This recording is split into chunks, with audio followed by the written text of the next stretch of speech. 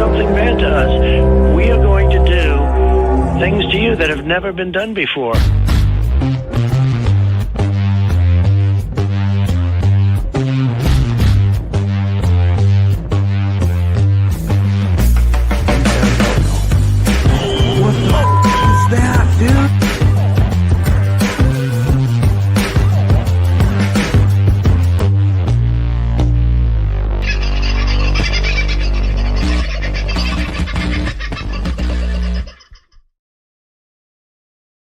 Well, howdy, folks. How are you? Hope you're doing all right on a very fine Sunday in Adelaide, can I tell you? It's a beautiful part of the world.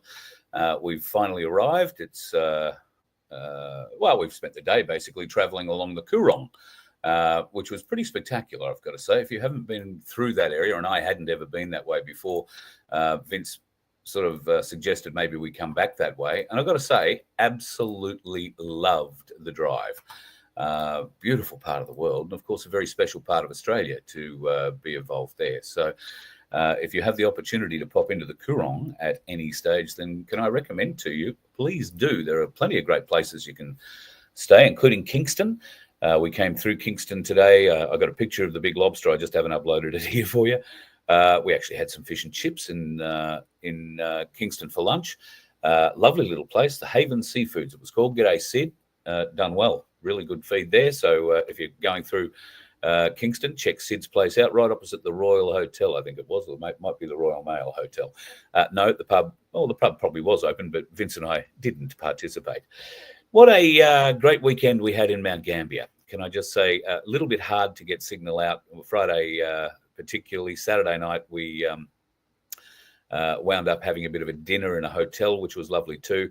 And of course, the 8:32 events, which went Friday, Saturday, and into today as well, with a big market that happened in Mount Gambier this morning too, went off really well. Hello to everybody that turned up. Lovely to see and meet you all, and meet some people that I grew up with 40 years ago. Hello, Leonie. Hello, Craig. Lovely to see you guys again. Absolutely stunning to catch up with people from my past. Really, really great. So had a great time. I particularly want to thank Brett and Sarah, the organisers for the 8:32 event in Mount Gambier.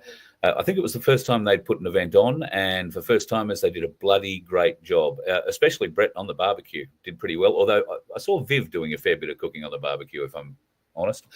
Also, great weekend spent with good old friends, including Tim Dwyer.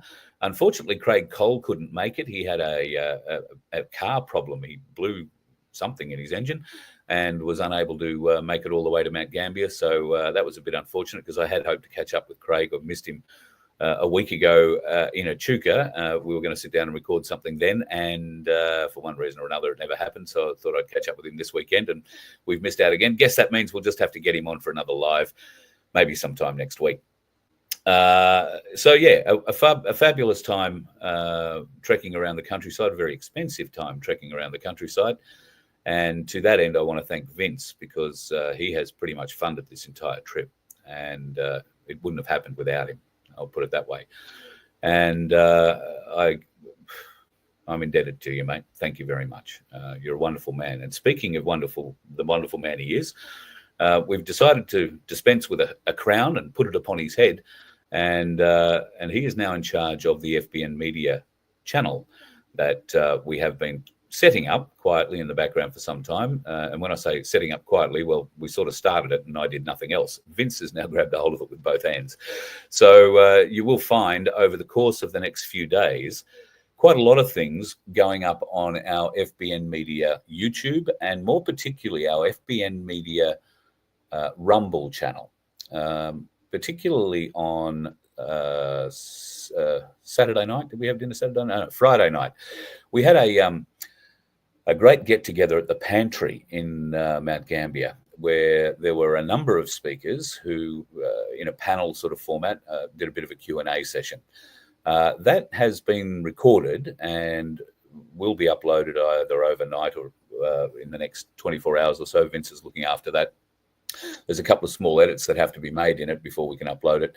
And I highly recommend you go and have a look at that when it gets up. And please like and subscribe the FBN Media channel on both YouTube and on Rumble.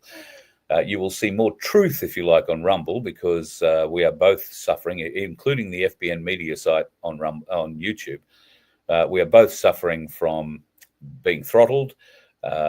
We are being suppressed, and your likes, your subscribes may or may not get through, particularly on YouTube. But on Rumble, absolutely no problem. And the edited videos that you will see on YouTube, you can actually find the full versions of on Rumble, because some of the things that are discussed, including the jabby and the all of that, will get us kicked off and struck off and pissed off with YouTube, because they clearly haven't caught up with the rest of the world on what the medical misinformation really is, and that, for me, puts them clearly in the bucket of wanting to propagate the misinformation, and certainly allowed people like myself and others and Vince who want to tell the truth, they don't allow it. So just remember that when you're forking out your $15 a month to go ad-free on YouTube. These bastards don't care about truth, they don't care about honesty, and they certainly don't care about you hearing about it. In fact, they will actively suppress it. So bear that in mind. But our FBN Media channel, FBN Media on YouTube, FBN Media on Rumble, please go and have a look. And over the next couple of days, you will be able to see quite a lot of stuff, a lot of interviews. And in fact, I'm not sure if we're going to put up every presenter, but we may well put up every presenter from the weekend. We filmed every speech, every person making a speech, and all of that, I think, will go up at different times. And there were some terribly good speeches. I'm not going to allude to any of them now. What you should do is head over to FBN over the next day or two and have a bit of a look. They will be going up progressively over the course of this week. I'm not going to dump it all on Vince in one night, obviously. And he can take his time putting it all up. But there is some really great messages, some very great information from a number of speakers that you really need to be aware of. Some of those speakers include Tim Dwyer, of course, the lovely Leah, who will be familiar to South Australians. She's been fighting on a number of different levels and was working with Vince during the A1 campaign a couple of years ago too. Thank you, Leah, for all your help and the drink this morning. Really appreciate it. I want to say good day to Wayno and Ian, who come from Wilmington. That's a fair way up into South Australia, up on the Flinders Ranges, or in the Flinders Ranges. Now, the boys at the moment will be, well, they're probably staying the night somewhere around in Adelaide or on the outskirts tonight before heading further north. But boys, sorry we missed you today. Lovely to catch up with you, though. And I had a great time with you over the last couple of weeks because, well, it's not often you get traveling companions on the road. So it was good, really good to have you guys around. Also wonderful to meet so many new faces. So many new faces that are interested in all the different levels of the deceit that is going on around us. And hopefully I was able to answer a few questions. Hopefully we might have tweaked a few imaginations, and maybe we managed to motivate a few more people. And next time we come back to Mount Gambier, we hope to see more people turning up to the event. It was a great event, very dedicated bunch of people. I think there's a group of about maybe 600 or 700 around the Mount Gambier area who are very dedicated to the causes that we are speaking about in this program and those causes that others speak about. We're all dedicated to freedom. We're all dedicated to ridding ourselves of the tyranny of government in this country. And it really is a tyranny of government in this country, an unlawful government at that. But if you don't understand why it's unlawful, it'll be very hard for you to argue that. So coming to these sorts of events, like the 832 muster, lets you mix with those sorts of people who have a greater understanding, and they pass some of that on, and you will be able to pass your knowledge back to them, of course, because not everybody knows everything. And I'm the first one to admit I know basically nothing. But when we come together in fellowship at places like these 832 musters, it is just like coming home to a family, all the loving, all the great conversations, and, well, the odd disagreement or two. That's what families are all about, but we don't let disagreements pull us apart, do we? Well, there is one disagreement I'm going to have with a politician. It may pull us apart a little bit. Does that give you an indication of what it might be? Oh, Pauline. At the moment, the Indians coming into this country are the main reason for the housing crisis. Now, I understand Pauline needs to get re-elected. I understand that going to the Sikhs and trying to appeal to them is probably something politically she can't afford not to do. However, it's a really bad look, in my opinion, a really bad look. And I'm just disappointed that she feels she needs to go that far. However, if she doesn't, there is a chance she'll never get elected. And if she doesn't get elected, who's the one that's going to try and speak truth for us in that place in Canberra? Who is the one that's going to try and keep an eye on the immigration? Because nobody else is in that place. Peter Dutton has gone back today on his promise to lower net immigration. He's now decided that he won't release their immigration plan until after the election, which would be useful if he gets elected, I guess, to govern, and the Liberal Party get elected to govern. God help us if that happens. But what are we going to stay with Albo? And unless you people want to stand up and form something new that will actually give us hope, we're going to be stuck with these numpties forever.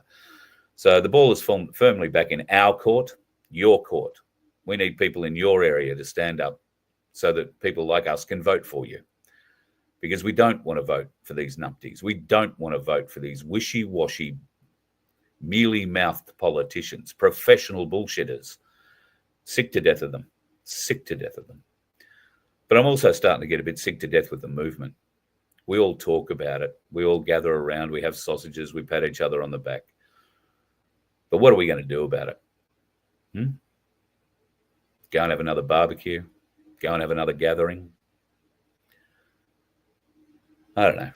There are plans afoot, but I've got to say, I've had the blood sucked out of me this last couple of weeks. I've become a little disillusioned for a variety of reasons. So it's been a long couple of weeks. Doesn't mean that the news doesn't stop. Here's more bullshit to talk about.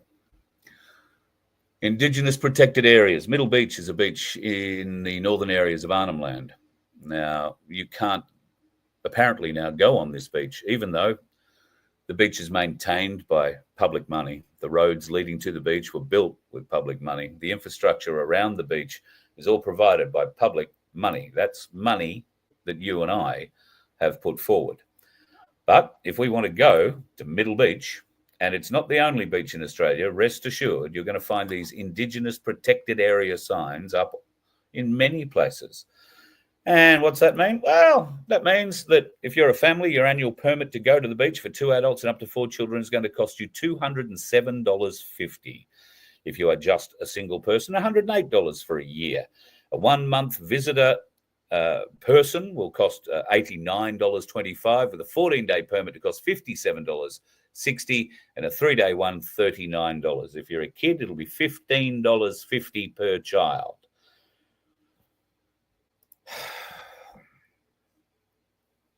I thought this shit ended with the no vote, but clearly not. And clearly the state and territory governments have no interest in following the mood of the nation. They're going to continue doing this bullshit. And of course, the Aboriginal Land Councils or whoever it is in charge of these bullshit signs on these beaches are lapping up the money. I will say one good thing. Up in the Burdekin in Queensland, the council there has now decided there will be no more welcome to countries. That's because the local Indigenous people up there are finding it embarrassing, because those conducting these welcome to country ceremonies and being paid anywhere from $750 to $1,500 to do it are just corporatizing the whole. They're just draining it. They're not even part of the local mob in some cases. They are just the ones that have the contract with the council. It's disgusting. Absolutely disgusting that this sort of shit can go on after Australia spoke with the Voice election or the Voice referendum last year. Truly disgusting. What are you going to do about it, folks? We're going to go and have a barbecue and a sausage and sit around and pat each other on the back? Or is somebody going to stand up so that we can vote for them to go to that place and join with others of similar mind to change this shit, to stop this shit, to give people in this country hope again. I'm starting to lose faith that that'll ever happen. Because it's only through motivating people like you to stand up and act that this is going to change. It's the only way. Unless you want to pick up the pitchforks. And sadly, it's probably getting close to the time to pick up the pitchforks, because if not, you're going to need knee pads. Because you're going to be on your knees for the rest of your life. And no doubt they'll give you something nasty to taste while you're down there. Here's a nasty taste. 15 more celebs named. I think you're probably familiar with all the ones in those pictures so far. I'm led to believe that in the next 2 weeks there is going to be mass name releases. There will be video releases. And one of the weirder things that's happened today is Leonardo DiCaprio has come out and started bleating about his time with Diddy and going to the freak-offs. He's trying to calm the farm, stop people looking too hard into it. And you've got to think that when it's coming from the likes of Leonardo DiCaprio, who is very private, who doesn't speak about his personal life in any way, shape or form, and never comments on rumor, for him to come out as vehemently as he has, well, what's the old saying? Methinks he does protest too much. I think that is probably the case. Speaking of protesting, well, not really protesting. We've been aware for some time that Barack Obama obviously has been working behind the scenes with the Biden administration, but prior to that, through his own administration, and he's had 12 years to be able to do a great deal of damage. Well, it seems now GCHQ have decided to tell the truth about a great deal of it. Now, if you don't know who GCHQ are, you might know them better as MI6. MI6 are a part of GCHQ. This is the British intelligence arm. Now, the British intelligence arm were responsible for a great many things during the election campaign for Donald Trump in 2016. You might remember that he had to move out of Trump Tower. Part of the reason he had to move out of Trump Tower was because it was bugged, but it was more than bugged. It had vision. It had bugs on telephones. It had bugs in rooms. And at every point during the campaign, there were secret satellites dedicated simply to following Trump so that they could listen to and monitor every action and every word he spoke during that entire campaign. How do we know that? Well, that is a GCHQ memo or document report outlining exactly their responsibilities to that. So we were all told it was a conspiracy theory. Obama told us it was wrong completely. Well, this clearly proves that's not the case. So where does that leave us? Well, it's illegal for US agencies to employ, and I'm talking specifically about the CIA here, it's illegal for them to employ any kind of tactics on US soil, let alone against a US citizen. And that is exactly what they've done. Now, Kash Patel has been named the head of the FBI, and I believe there has been another nominee for the head of the CIA. If it is the person that I believe has been nominated, then they're going to tear holes, big holes in people over this.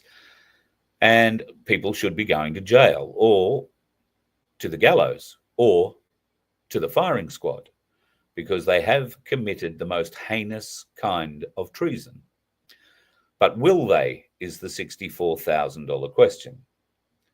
Well, Trump is dedicated to try and get as many of them into the courts and the judicial system that he aims to clean up as possible.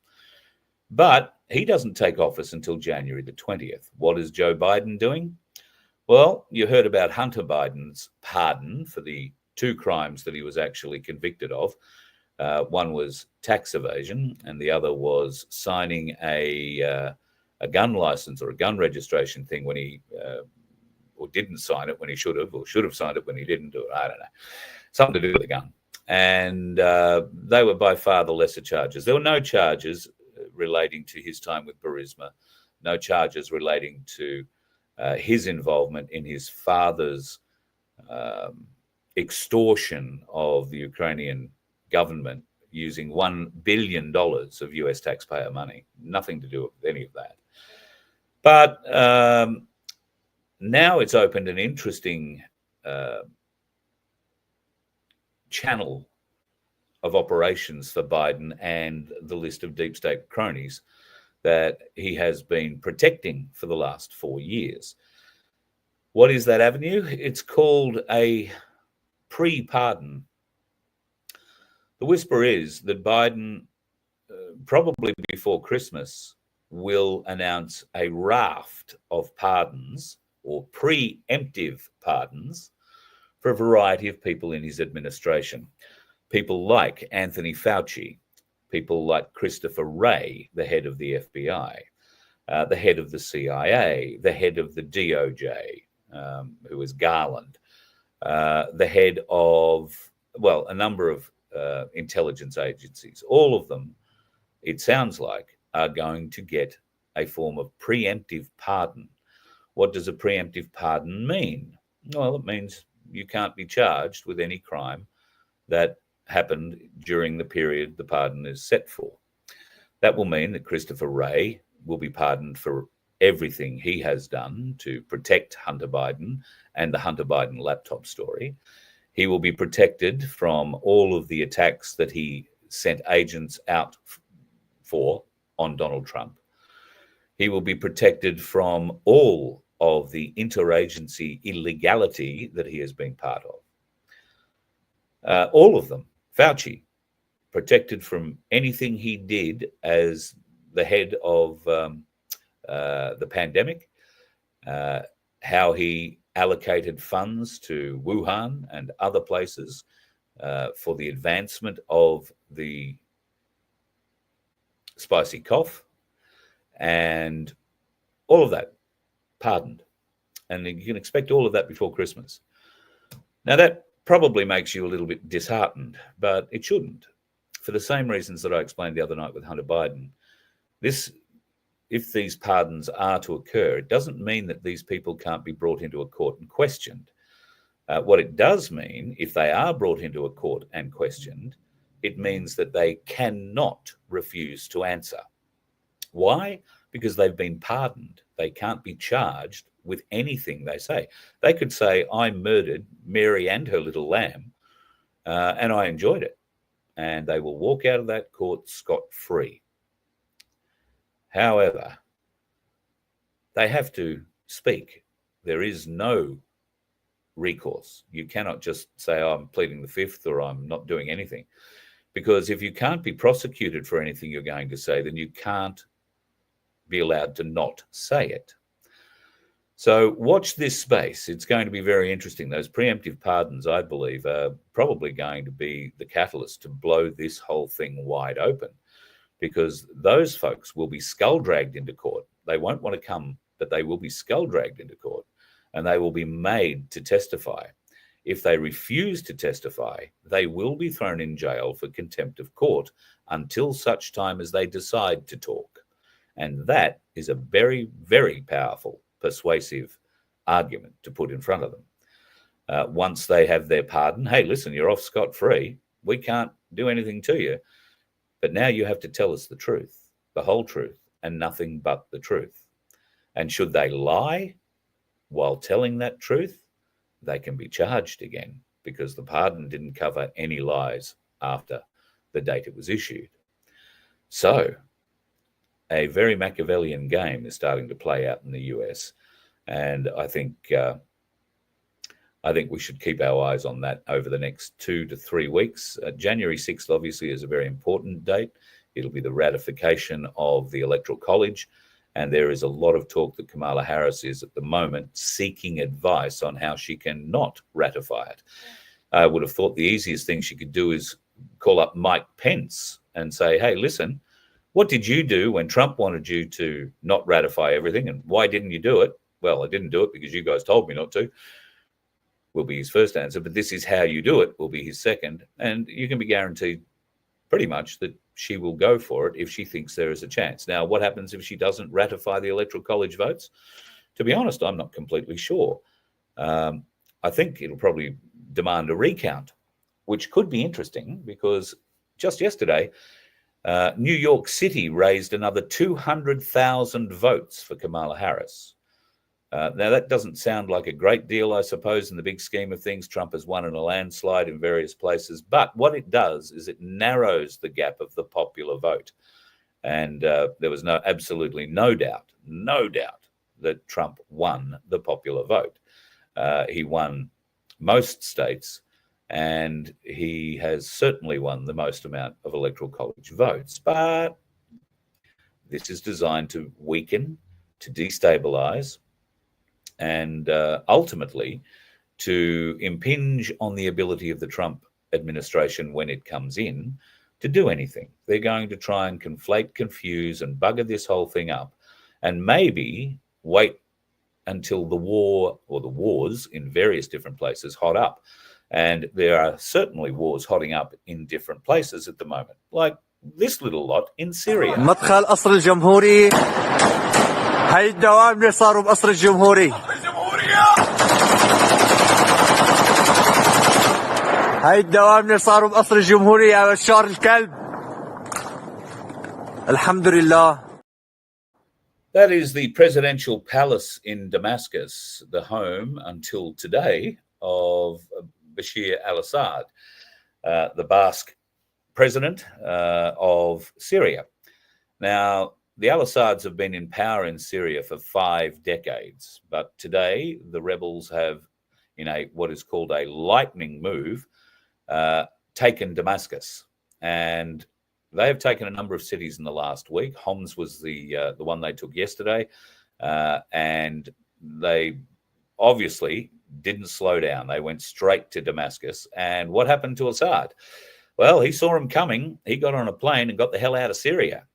Now, where did he go? Could be the question. Of my belief will be Russia. But what are these rebels fighting for? Okay, we've got rid of Assad. What is going to replace him? Who is going to replace him? Now, the Islamic fundamentalist rebels that are currently fighting their way across Syria with the aid of Turkey and I suspect certainly some Western influence, what are they going to be? How is Syria going to settle now? Where is that going to leave that part of the world? Or will it eventually leave Syria as a smoking hole in the desert? And I fear there's every chance it could be a smoking hole in the desert. So watch this space over the next a few weeks. We are no doubt going to find who the leader of this Islamic fundamentalist rebel party or rebel group is, and what they plan for Syria. I know that one of their first actions when they reached the edge of Damascus today was pretty simple. They went to the largest jail and let everybody out. So we'll wait and see how that turns out, shall we? It does sound very eerily similar, doesn't it, to ISIS from a few years ago. ISIS mainly took over Iraq, though, at that stage. I am surprised that Bashar al-Assad has been, or Bashir al-Assad has been exiled from the country, given the exceptionally strong support he has from Moscow. And there are a large amount of Russian assets in the general vicinity, if not already on the land in Syria. They weren't used, or if they were used, they were defeated. And that is a bit interesting to me. Could that be because the Russians are stretched at the moment? Could it be that in Ukraine they are doing more damage with their drones than the Russians can with their MiGs and their hypervelocity weapons? Does that sound real to you? Not to me. But watch this space. That little area in the Middle East is going to be glowing red hot for the next couple of weeks. And of course, just watch Israel. because they'll be pushing very hard, as they have continued to do, into Lebanon and trying to expand their sphere of influence further south. And there was talk of a ceasefire. I don't think we've come across that one yet. And of course, Bibi Netanyahu has now turned his gaze to Australia. And of course, the Australian politicians have crumbled, weak, gutted Labor fucks that they are. It's not just the Labor ones. All the politicians have crumbled because, oh God, you can't upset the Jews. It's not anti-Semitic to have an opinion. It's not anti-Semitic to have facts on your side. When you state those facts, and it points out that particularly the Zionists, and I draw a very, very long black line, a separation line between Jews and Zionists. All right? Now, if you don't know the difference between a Jew and a Zionist, please go and educate yourself. All right? Zionists are not Jews. They have adopted Jewish practices. They have adopted Jewish symbols, but they have done so to pervert them. That's how that works. But Zionism is very different to Judaism. Jews follow the Torah. Zionists follow the Talmud. And if you don't know the difference between the Torah and the Talmud, I've got shows on it previously you can go and find, or give me an email and I'll try and let you know what's going on. It's very disappointing that that this is carrying on the way it is. We have now, and I say we because Albanese has just guaranteed this, another $32.5 million to protect Jewish interests in Australia. That's on top of $25 million that was given to them not long ago, and on top of the $90 million that was given to a government organization to preside over anti-Semitism. They're throwing our money to protect the Jewish name, or the Zionist name, not the Jewish name, the Zionists. That's what they're doing. And eventually somebody will come knocking on my door for saying things like that and call me an anti-Semitist and throw me in jail for it. That is what they do. It is pathetic. Absolutely pathetic. These people don't fight like men. They fight like rats. Thankfully, we have people on our team that fight like really hungry cats. And I know a few of them, which is nice. Here's another piece of interesting news. Big change coming to your air conditioner and your hot water unit. You probably already know this, because if you were silly enough to allow these pricks into your house to install a smart meter, that is their way into controlling the major appliances in your house. And look, Labor is opening the doors all open again. They have been opened before. You might recall back when that horrible, horrible prick of a human being called Malcolm Turnbull was running this country. He tried pushing this in, and people could not understand why they were sitting inside air-conditioned premises with their air conditioner wheezing away at 27 degrees. Couldn't get it any cooler than that, or 29 degrees. That was simply because your air conditioner had been turned down. Your fridge has been turned down.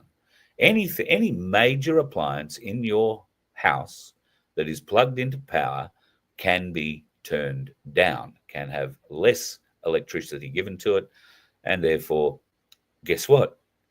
You won't get charged as much. And this is how Labor plan on telling you that they've saved you money on your electricity bill.